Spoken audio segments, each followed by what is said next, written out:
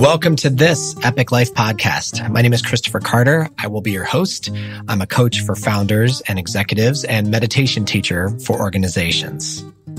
Every episode, we look at the connection between building a conscious life and building a conscious team or a conscious business.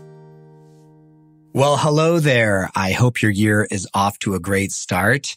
It's funny, you look outside and you think, wow, new year, new me. And in other ways, some people are saying, oh, it's just the 13th month of 2020. There's just this a relentless amount of change and kind of the grind of opposing viewpoints. And of course, the pandemic just rolls on and on. So wherever you are in that process, I'm sending you love. I'm sending you compassion. And I thought that today's repeat guest is perfect timing for all of us.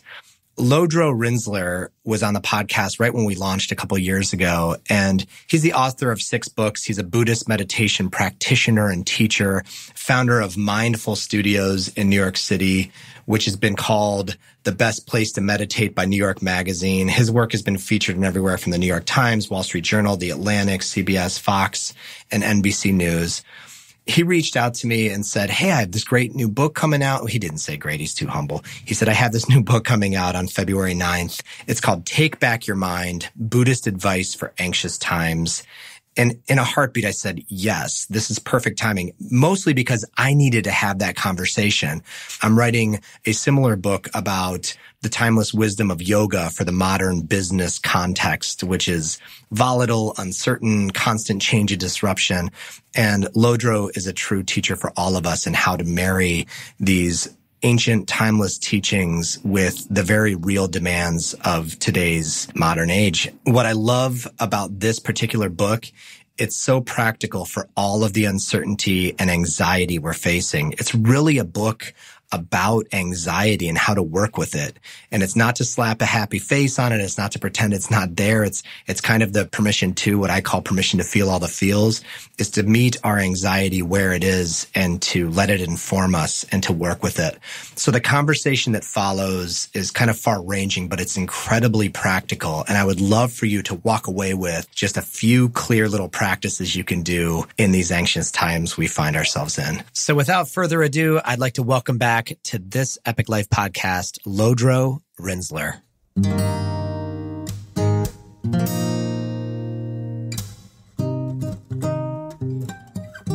Mr. Lodro Rinzler, welcome back to this Epic Life podcast. Thank you so much for having me back. It really is a joy to connect with you in general, but also I like hanging out with you on this format. Well, this was a better scenario for me, being on the receiving end, just finding out about your new awesome book. Excited to get into that today. But also, I remember the first time reaching out to you, just a little nervous, reaching out to you through our mutual friend, Susan Piver, and sitting down with you in Mindful Studios. But yeah, what a journey it's been over the last 2 years, right? Yeah, absolutely. And I feel bad that I'm not wearing actually my, what does the shirt say? Trying to impress Susan Piver? Yeah. I am still in my spirit trying to constantly impress Susan Piver. She's actually been a great support for this book as well. But, I bear it inwardly, if not outwardly. Yeah. It's one of those unspoken agreements among all men where we're trying to impress Susan Piver. So why don't we kick it off where we normally do? Now we're exploring 4 permissions on this Epic Life podcast: the permission to chill. You're well versed in the permission to chill, to be with what is, to find peace, to permission to feel all the feels, to listen to the wisdom your body is speaking, or, accept your emotions, permission to glow in the dark, full self-expression, or permission to glow in the light, which is transcendence and uplifting of communities and groups of people. Any one of these 4 speak to you today, and what resonates with you? Chill, feel all the feels, glow in the dark, glow in the light. I might end up combining the last 2, but I would love to just hit all of them because they're all awesome. And I'll try and be pithy so I don't take up the entire of our time with that. But I think what you just said in terms of the permission to chill is so important, because a big part of what I've seen around the pandemic, around even before the pandemic, just the way that we are nonstop on for work, for others, that we have devices that people can constantly reach us. It used to be a thing that you could like go home from work. And if someone needed you, they would have to call your landline and say, can you come back in and do it? Like it's just now. Right. I found myself like looking at my email at 11:30 last night. I was like, this isn't who I am. And I put it down immediately. But there is a sense of like, we have to give ourselves permission to chill. And no one else is going to do it. No one else is going to be like, on the flip side of this, of course, is that your boss or your family or whoever, they're not going to turn to you and say, you know, I'd really love for you to just be stressed out all the time.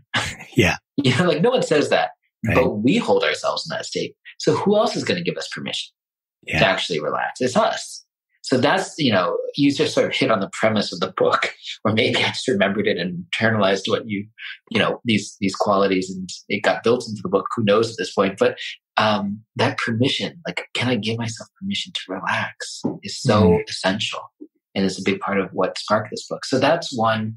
The feel all the feels is another part of it, because the book itself that we're talking about, Take Back Your Mind, Buddhist advice for anxious times, is the fact that so many of us are living with anxiety. And it's like this epidemic that no one talks about. Like, we think it's just us. Like, I'm the anxious one. It's everyone. It's pervasive. Yeah. I have like one friend who I think maybe wouldn't describe themselves as overly anxious. Even she worries about her kid. You know, it's just, we all live with it. So could we feel the feels? And one of the pieces of advice that comes through this book is to drop the story and feel the feeling. And that's like, could we unhook ourselves from the stories that keep us locked in something like anxiety long enough to feel what we're actually feeling? And what that essentially does is it takes away the fuel to the fire. When we feel something like anxiety, it's easy for us to say, well, what if this happens? What if that happens? And that's us just pouring gasoline on that fire. Right. But the moment we let those stories go, the more we're able to just say, oh, I can just hold my hands up to the warmth of the fire. And by not adding to it, it naturally dies out. So feeling the feels is really important. And then what do we discover when we're actually present and open? You know, coming out of my tradition, the Buddhist tradition, we say Buddha nature, or basic goodness. The fact that, you know, there is a sense of inherently we're not mess. Inherently we're not anxious. Inherently we're not, you know, effed up. We're good. We're whole, complete, okay as is. And the more we develop that relationship to that sense of wholeness, as opposed to the sense of, oh, I'm basically anxious, the more we're able to, as you say, like shine. We're able to actually let the light flow. Right. So anyway, that's my long ramble back.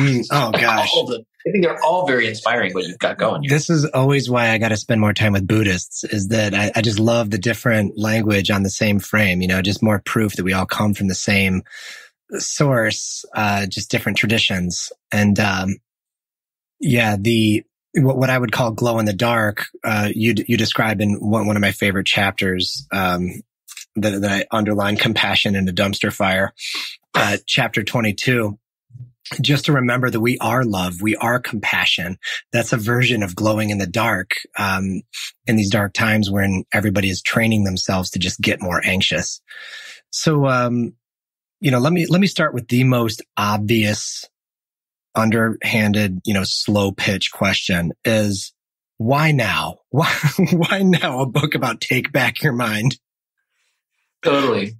I think there is a moment for me where I was out to dinner, this is pre-pandemic, with friends, and the topic of politics came up. And one of them shut down pretty quickly. They were very open, and then just like the blinders went up. And as we were putting on our coats and getting ready to go, I took them aside and I said, you know, how are you doing? And they said, you know, to be honest, I had to watch a half hour of animal videos every night just to return to a feeling of normal. Like there was so much anxiety. And just even saying like, oh, this politician, just shut that person down. I was like, I can't even be open. I can't be present with you all anymore. I'm sorry. Yeah. And it's just, it's nonstop these days. Like there's a nonstop news cycle that we've just sort of adopted to say that's the way things are now. And I'm going to tune in regularly. We've got social media constantly feeding us stuff.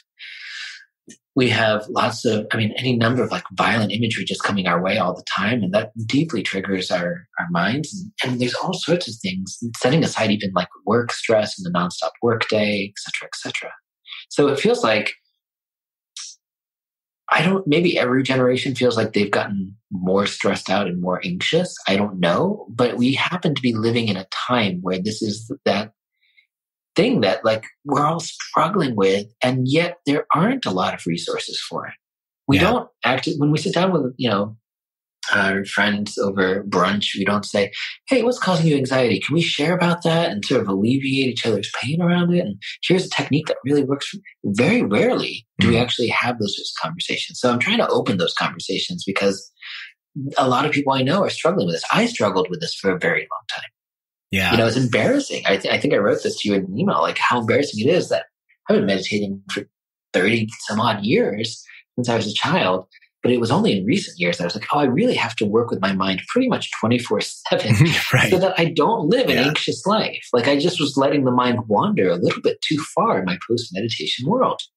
And it was just constantly anxious. So like this book, yes, I'm a Buddhist, I'm a meditation teacher. There's meditation stuff in here. There's also a lot of like on-the-spot techniques and things like that can help us just unhook ourselves from the stories that keep us locked in pain so we can live a more meaningful life.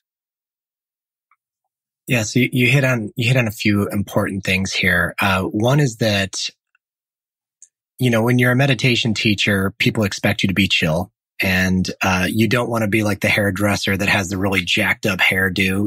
Like you don't want to be like not taking your own medicine. So you keep things chill. You calm people down and all that stuff. But inside, sometimes you're a disaster. And because there's so much to be with, and sometimes the more you meditate, the more empathic you get too. So you get more sensitive to some of this stuff. Like if I'm around anxious people, I feel it viscerally. And I feel like that's so pervasive, but, help us distinguish between stress and anxiety. How do you distinguish those two? Because I feel like they get conflated all the time. I agree. And, I also, while we're picking on, some of these things that maybe shouldn't be thrown around so casually. Like, I also have a bone to pick with people that are like meditation, stress reduction, which is, fine, I guess, but it sort of makes it sound like all of a sudden you don't have stressful things happen if you meditate. Like, you sleep a little bit every day and you don't have to pay taxes anymore and your rent doesn't come due. It's like an absolute. Like it's a cure-all. It's a magic pill. It's nice. Yeah. So I think the bad news that I'll start with is that there is stress in life. Like that's just part of life. There are stressors. I'll use that example, rent comes due. There's a difficult coworker. They're making things hard for us at work. There's any number of these stressors. And the body has, we respond to stress. Oh, this difficult coworker sends me an angry email. There's a fight or flight response mode that gets triggered. There might be a surge of energy in the body. And then the mind starts to say, what do they mean by that? Why? What am I going to say about this? Right. What am I going to do? I should tell someone about this, or should I just keep it between us? And that's where it starts to become anxiety. So like if someone, if my landlord shows up on my door and says, your rent is due, and that stresses me, that's a stressor. But if an hour later, I'm sitting there replaying the conversation and thinking what I'm going to say next time I see them, that's where I have now moved it into a place of anxiety because I am telling myself story after story to hold myself in that stress response mode. Right. So that's where I'm adding to my own pain. So I picture like a little pebble rolling down a snowy hill, and then the snowball becomes the anxiety, or it almost like when my mind starts doing that thing, I know it's like a hungry, angry, lonely, tired thing, like late at night. Late at night is rough on entrepreneurs, right? Because you've had a great day, good possibility, good things happening. And then all of a sudden you get hungry or tired or whatever. And you just start thinking of the worst nonsense. And it's almost like this sound like a clown car pulling up, like all the bad worries, all the horrible things that could possibly happen. Everybody in the car, let's go barreling down the freeway, and then stay up all night scrolling the phone instead of going to sleep. It's like,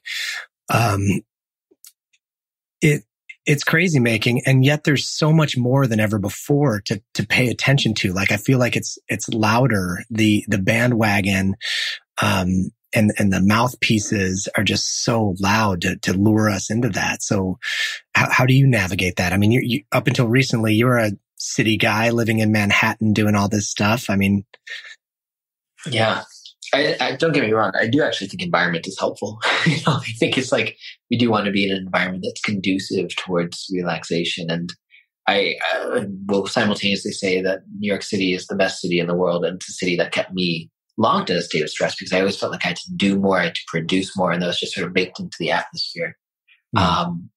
But that's beside the point. I don't want to pick on New York as a city. I just think we do have to sort of look at our environment, the way that we live our life, the way that we spend our time, and of course, how we spend our mental energy. It's exactly what you just said.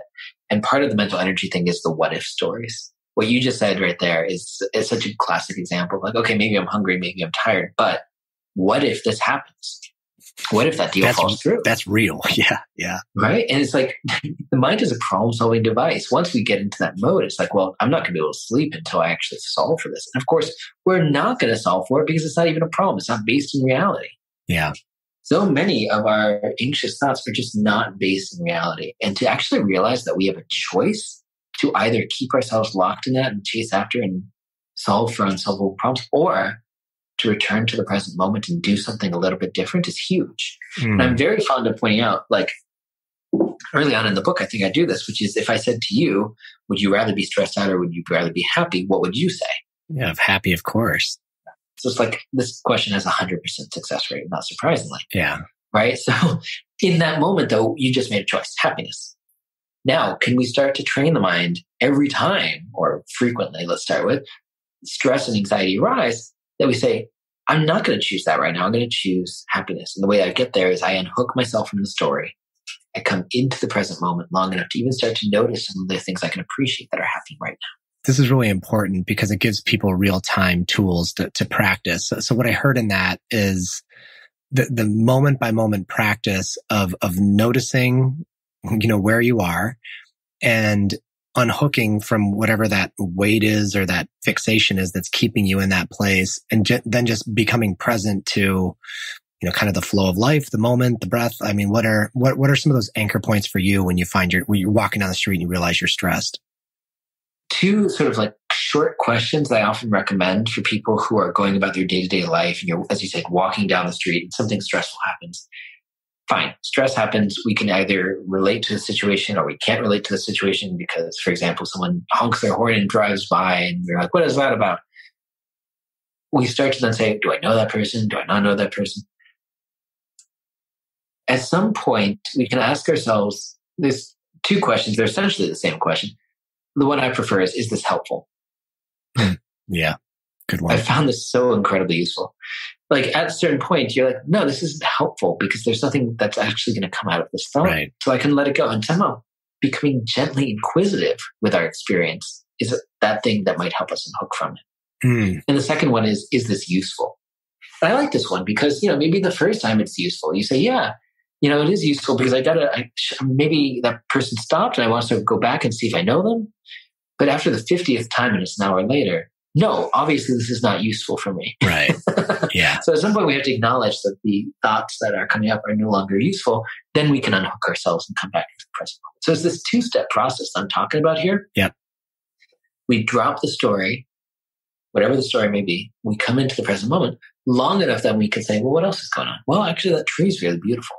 The crisp air is actually really makes me feel refreshed. Yeah. Start to notice these things because we're not so locked in what I call like the veil of anxiety. Like anxiety literally comes over the eyes and we don't see the world around us because we're so lost in our own goddamn head. There's a lot of overlap in this with coaching because in coaching, we're always looking for paths that take us back into being so we can be at cause, make better decisions, change our situations, improve our situation. But that head noise, that swirl of static, the shaken snow globe, it can be really hard to kind of cut through. But I love, is it useful or is it helpful? Is it useful? Another one I add to it in coaching conversations a lot is, what am I getting out of this? Meaning like, what am I getting out of fixating on the doom loop? Because it's scratching some primeval itch somewhere, and maybe it's just as simple as like, oh, I want to make sure my family is safe. Of course I want that deal to go through or whatever. But it helps you find that line of like that, the point of diminishing returns when the mind just wants to run amok. So how much of this book did you write for yourself versus writing for your readers? I always appreciate coming on the shows where people know me and they're like, so is this just for you?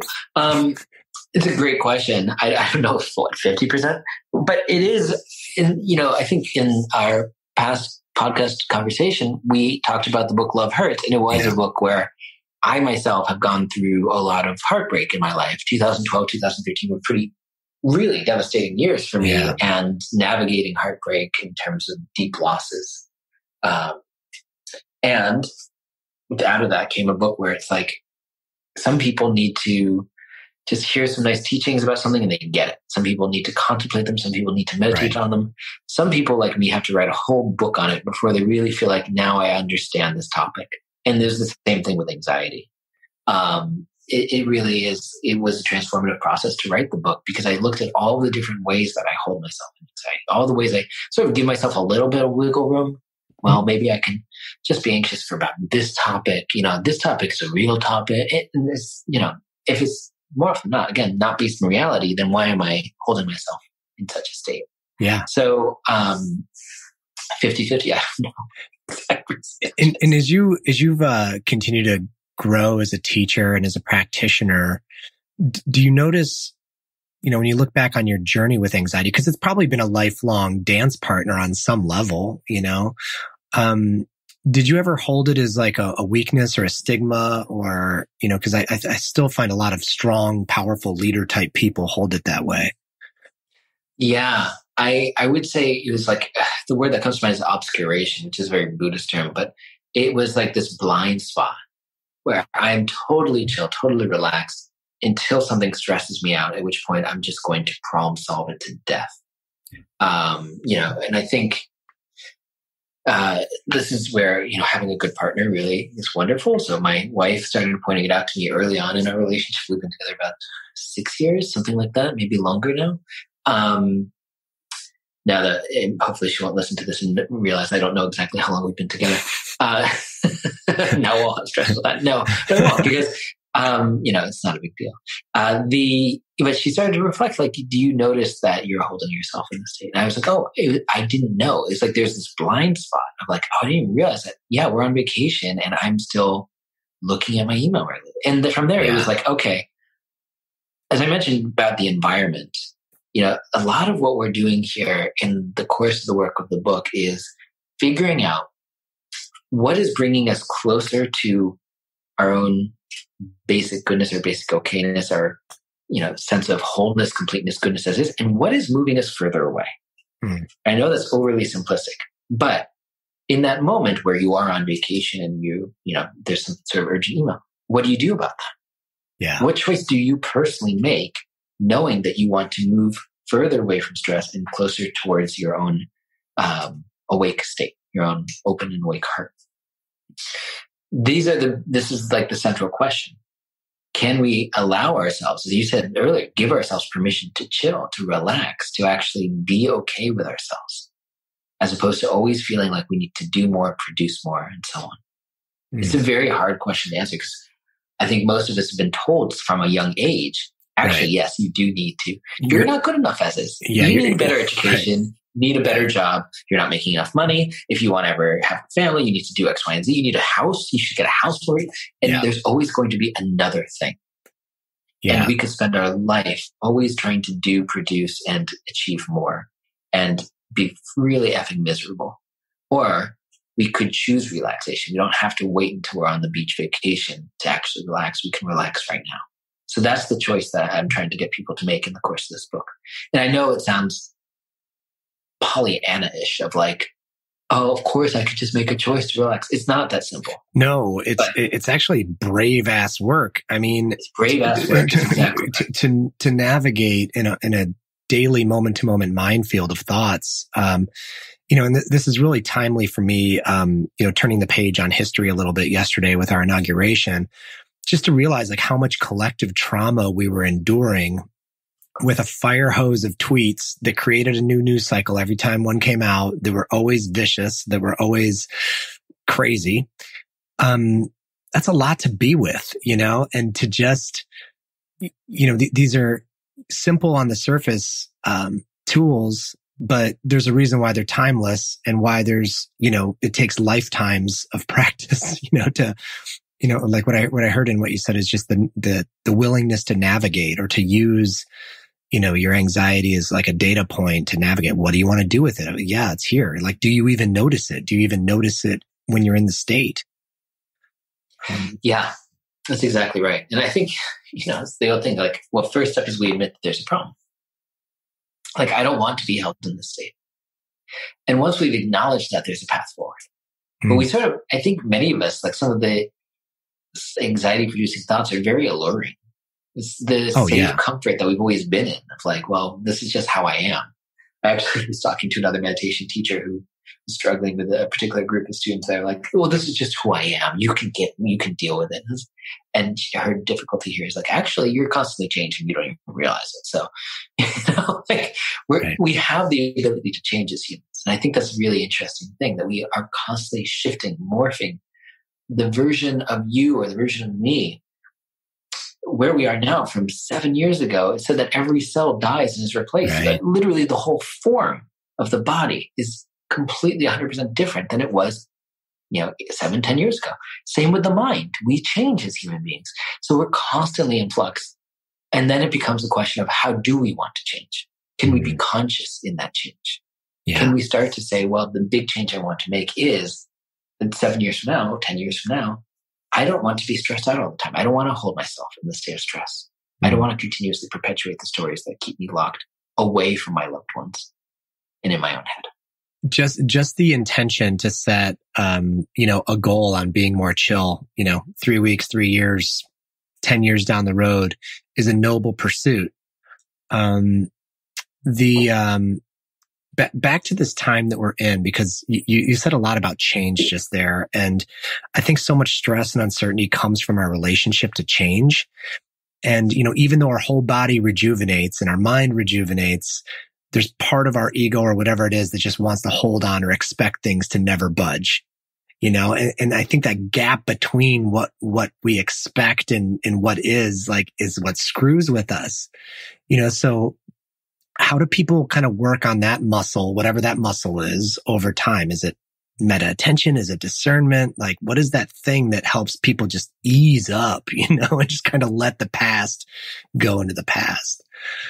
When the pandemic started, I work with a great number of meditation students one-on-one, and meeting after meeting, they would turn to me and they would be like, how long do you think this is going to go on for? Like, I somehow was like knew a lot about viruses. I had, been in touch with Fauci. I somehow, had a direct line to the White House. And what it was the sense of like, I just want someone to tell me when I can go back to certainty. I don't know how to work with my mind in uncertainty. And yet, there's so many horrible, horrible things that have happened in the last year. But a unifying thing that happened is that we all had to deal with uncertainty at once. Yeah. And more often than not, when we go through times of deep uncertainty and discomfort, we feel like we're the only people in the world that are like that. When we go through a divorce, when our partner dies, when we lose a loved one, whatever happens, like, oh my gosh, it's my pain and my uncertainty and my deep loss. And then we gradually get to the point where we realize, oh, other people have gone through this. But here, like, we're all going through this time of deep uncertainty and realizing we don't know how to work with our minds. I will say that the people I've worked with for many, many years, they're like, thank goodness I've been meditating all this time, because I can't imagine how I would navigate this time without it. Right. I certainly feel that way. Sure. There's some sense of like a willingness to lean into and accept uncertainty, because life is constantly shifting under our feet. This is the Buddha taught this 2,600 years ago. He's like, we think that we're one permanent solid thing. Our partner, our friends, our family are one permanent solid thing. And then we just sort of, go through life thinking that's going to be the way. But of course, we're constantly changing. They're constantly changing. Impermanence is a real thing. It's a dance that we're essentially doing. I was actually speaking, we went out to dinner last night with an old friend of mine from high school and his wife who he'd met in college. They've been together quite some time, half their lifetime at this point. And they were talking about for us, it's just become a situation where we have to notice that we are constantly changing, evolving, and stay open to the other person. Otherwise, this doesn't work. I love that. I love that sense of like, if I hold this solid idea of who you are, then I'm going to get it wrong 100% of the time. I have to do the opposite. Go to can I be completely open to who you might be right now and see what's there? Too often, that is too frightening of a place for most of us to stand. So when something shows up, my partner throws me curveballs, and we've been married now for 22 years, which is nuts. And she's joining my family business, which is like the total scariest new frontier for me, to have somebody that knows me that well be that close to me at all times, which is just ridiculous. So there's that interpersonal kind of discomfort in being with that change, but this collective thing of some people are feeling like really primal survival fear. Some people are feeling oppressed or persecuted. Like literally my clients in Australia, the country can catch on fire and just burn for weeks or months. Do you think that back when these teachings were being delivered for the first time and kind of taking root, that this velocity of change was in play? Or, I mean, I know it's kind of a, hard question, but I can't speak to, there was a lot going on geopolitically at the time, but the story that always comes to mind for me is that when the Buddha before he started teaching, he was sitting there under this tree. He's fully enlightened. And he's moved by his compassion to go help people. So he gets up and he's got this one worldly possession, his begging bowl. And he walks the nearby stream and he throws it in. And it said that instead of going down the stream, like any object should, it somehow went up. And in the moment, the Buddha realized that whatever he did from here on in was going to go counter to the beliefs of society. He was always going to go against the stream of society. So the teachings 2,600 years later still feel completely counter to society. Yeah. I sit here with you and I'm like, gosh, if I was listening to this, I had no meditation experience or interest in meditation, I would say that this is BS. And I would say, I'm going to watch animal videos. That part sounded much more appealing, right? It's just so counter to what we normally are told to do. That same thing that I was talking about earlier, I got to produce more, I've got to achieve more, and then I get to be happy. Yeah. Is just baked into our psyche. And we're saying, no, happiness can exist in this moment.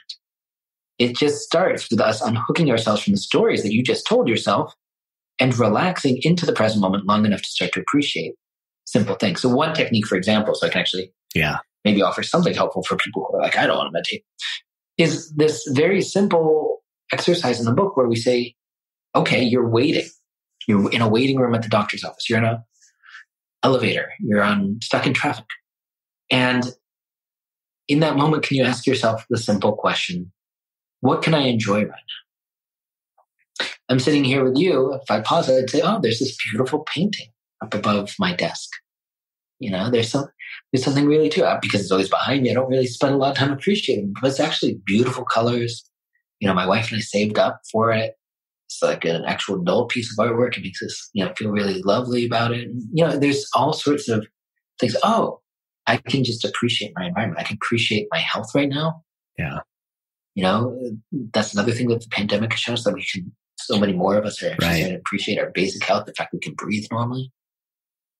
Anyway, I don't mean to go too far. No, that's a great point.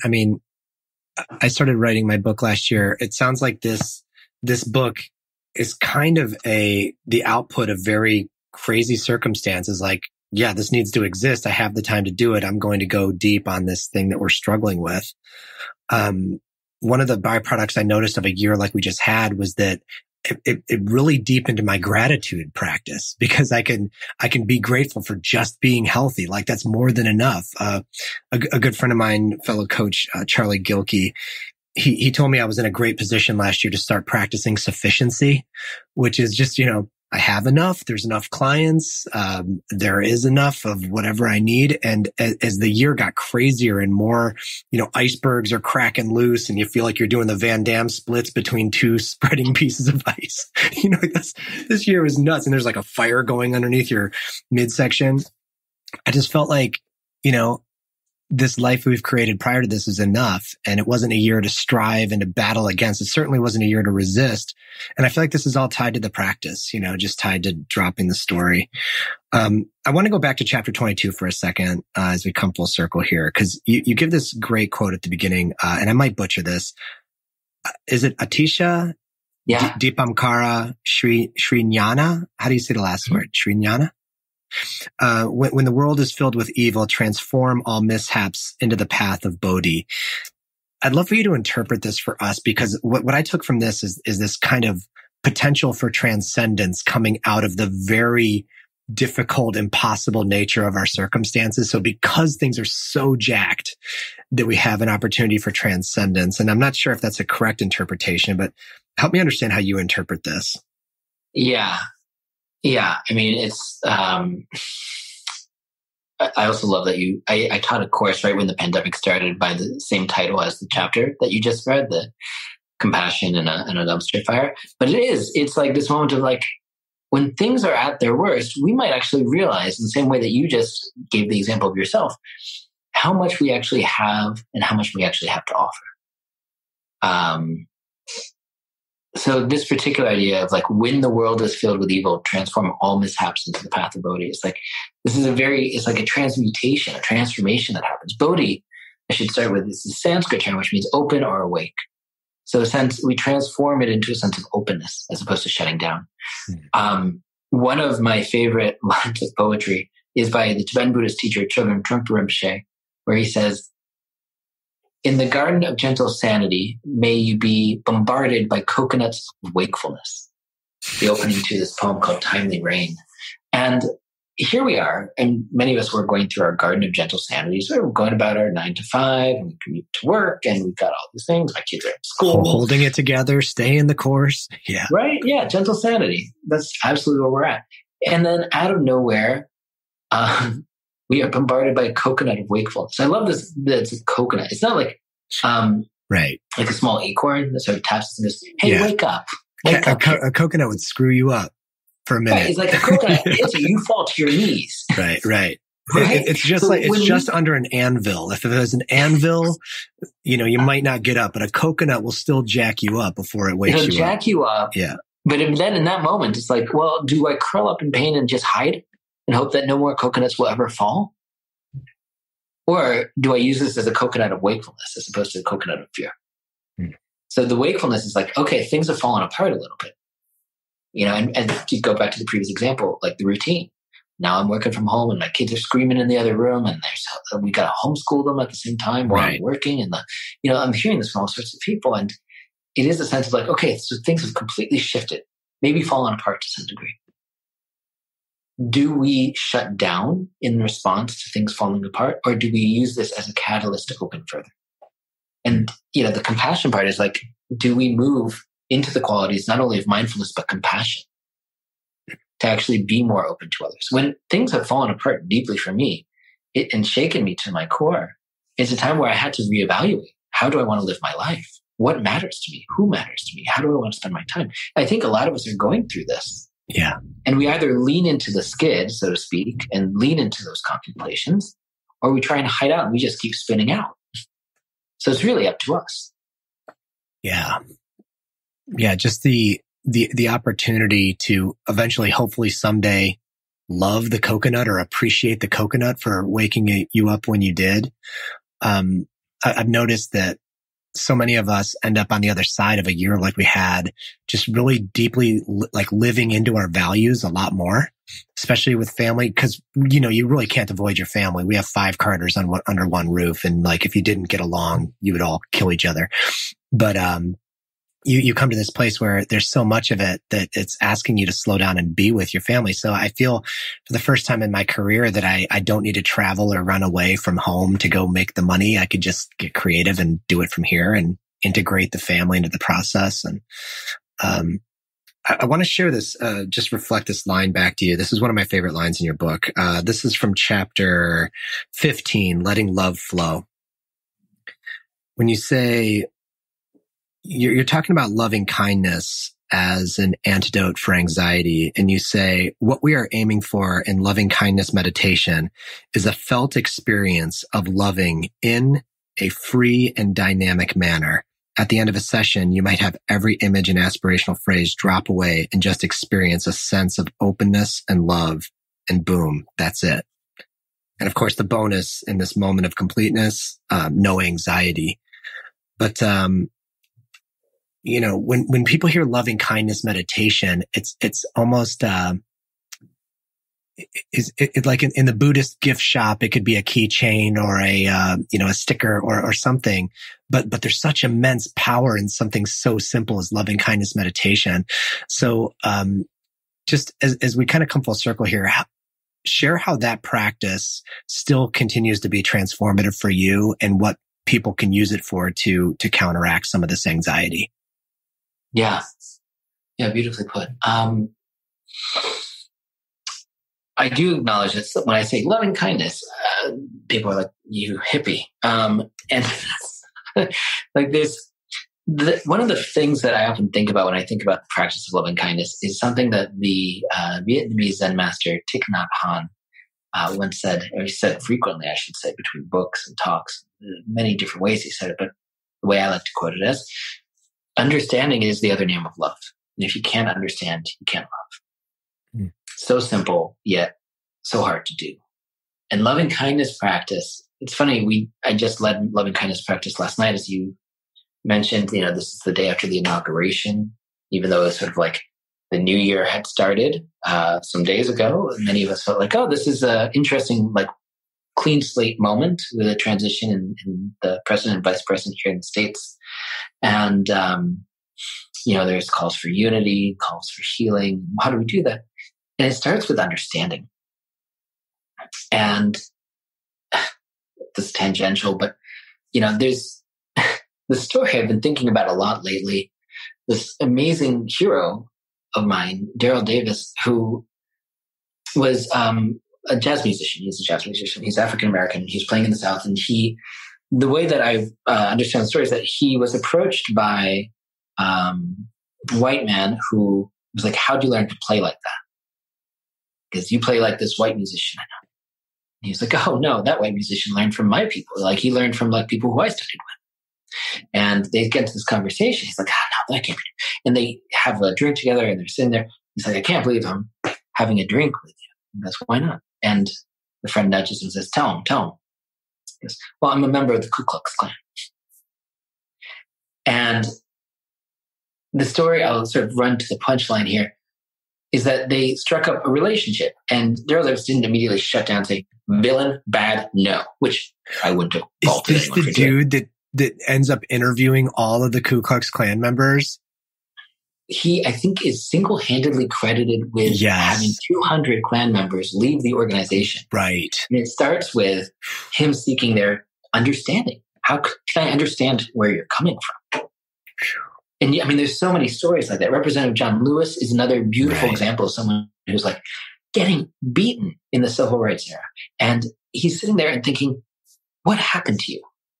Was there something that happened as a child that made you have this much hate? There was a time before you hated like this, and I want to seek to understand how you got to be who you are. And I quote him extensively in one of the chapters here in this book, because it is this sense of like, can we seek to understand? These are extreme examples, of course, but like, I have a QAnon neighbor. I'm seeking to understand this person. It doesn't mean I'm going to be able to change their mind. It doesn't mean I'm going to be able to, bring them into what I understand to be reality. But I can seek to understand them. They also are really adamant and outgoing about making sure that people know about lost dogs so that they keep their eyes open. So this is a good person, right? Like, this person's out there trying to help. Yeah. Really, like, this is a big part of her life. And she also happens to believe in this thing that I think is not, in my mind, it's not valid. Can I seek to understand who this is and find the heart connection? So it's a long-winded way of talking about loving kindness. But very briefly, loving kindness meditation is a form where we actually sit there and we contemplate and send loving kindness to ourselves, which is extremely important, as we've talked about thus far. The more we have a deep well of love and kindness for ourselves, we can draw from that and offer it to others. We go to people that we like and love, people we admire. And then we move into people we don't know very well, which right now, as I was leading loving kindness last night for this large group from around the world, there are plus people on the line. And I was thinking, there are a lot of people here I don't know, and I can send them loving kindness. There's a connection there. It could be, there's someone who just drove by in the background. I'm a background actor in their life. I'm thinking of them as a background actor in mine, but they have their own hopes and love and stories, and I can send them loving kindness. And then even the difficult people is another step. Those people that we don't understand, but we can seek to understand them. And then we move into a step of dissolving the boundaries, where it's not me versus you anymore. It's us. May we be happy. May we feel safe. And then we radiate that love to all beings. So it's a very nutshell version of loving kindness. But if I may just say one last thing about this, which is sometimes when I bring this up, particularly in today's environment, people are like, why is it always people on my side of the aisle that have to do the understanding? Right? Why is it like, why do we have to be better people? Right. I think it's a really interesting thing, because I imagine if I talked to my QAnon neighbor, they also would agree that they're trying to understand my perspective.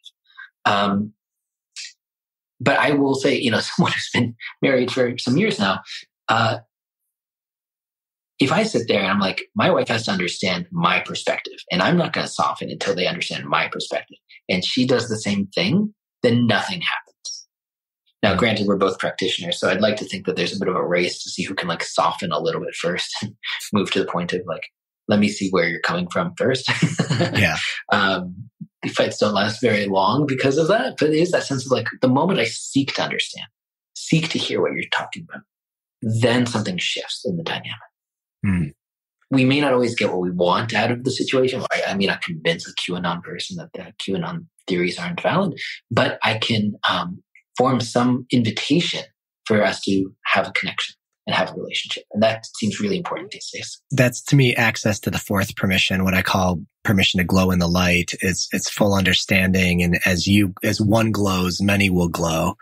And giving that person permission to fully be seen and be heard. And I love the connection between love equals understanding. It's beautiful. And wow, what brave warriors to take that kind of time and patience and curiosity to stitch back together the fabric of, all of this othering and hate and division that's happening everywhere. So I really want to thank you for your time as always. The book is Take Back Your Mind. I'm super excited for this to come out. This comes out on February 9th. February 9th. Yep. Buddhist Advice for Anxious Times. Take Back Your Mind by Lodro Rinzler. Thanks so much for your time today, Lodro. Thank you. I really appreciate being here with you. And I'll just say one last thing about the book, because I always forget to mention it, but it's important to me, which is that all of the proceeds of this book go to two organizations. They're split between Feeding America food banks and the Loveland Foundation, which is therapeutic resources for Black and brown women and girls. So it's, when people buy the book, yes, you can help yourself, but you're also helping others as well. So it's sort of a good full cycle there. Wow, that's wonderful. Yeah, I've loved what Feed America is doing. I've been trying to stay on top of that. I've never seen food lines of cars for just food. I've never seen it like this in my lifetime. So it's hugely important work. Well, until next time. So it'll be at least another month or two before you come out with another book after this, right? I think I'll need a larger break than that. But yeah, thanks so much for having me. It's always good to connect. And thank you so much for listening. If you found this useful, please, by all means, share it. You could find us everywhere online at This Epic Life. And you could hop over to Apple Music and leave us a much appreciated review.